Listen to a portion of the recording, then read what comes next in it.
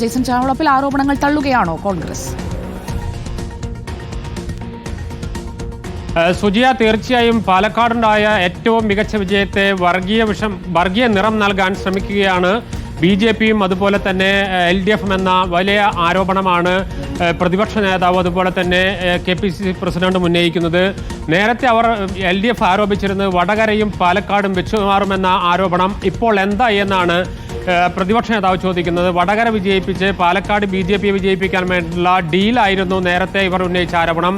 ഇപ്പോൾ സംഭവിച്ചത് രണ്ട് സ്ഥലത്ത് UDF ജയിച്ചു. അതുകൊണ്ട് തന്നെ ആദ്യഘട്ടത്തിൽ തന്നെ അത്തരമൊരു ആരോപണം പൊളിഞ്ഞുപോയി എന്നതാണ് പ്രധാനമായും VD സതീശൻ പറയുന്നത്. അതോടൊപ്പം ജമാഅത്തെ ഇസ്ലാമി ഉൾപ്പെടെയുള്ള സംഘടനകൾക്ക് LDFുമായുള്ള ബന്ധം, അതിൻ്റെ പതിറ്റാണ്ടുകൾ നീണ്ട ബന്ധത്തെ തുറന്നു കാട്ടുക കൂടി പ്രതിപക്ഷ നേതാവ് ചെയ്യുന്നുണ്ട്. അതോടൊപ്പം KPCC പ്രസിഡന്റ് പറയുന്ന ഇത്തരമൊരു ചർച്ചയോ ഒരു വോട്ട് ആവശ്യപ്പെടലോ നൽകലോ ഉണ്ടായിട്ടില്ല.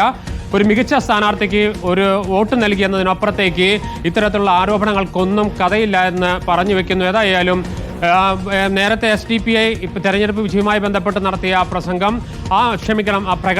പ്രകടനത്തെ പൂർണ്ണമായും തള്ളുകയാണ്. ഒരു നല്ല സ്ഥാനാർത്ഥി വിജയിക്കുമ്പോൾ ഉണ്ടായ സന്തോഷ പ്രകടനം എന്നതിനും അപ്പുറത്തേക്ക് യാതൊരു ഡീലുമില്ല എന്ന് പരസ്യമായി പറയുകയാണ് പ്രതിപക്ഷ നേതാവും KPCC പ്രസിഡന്റും. സുജയ.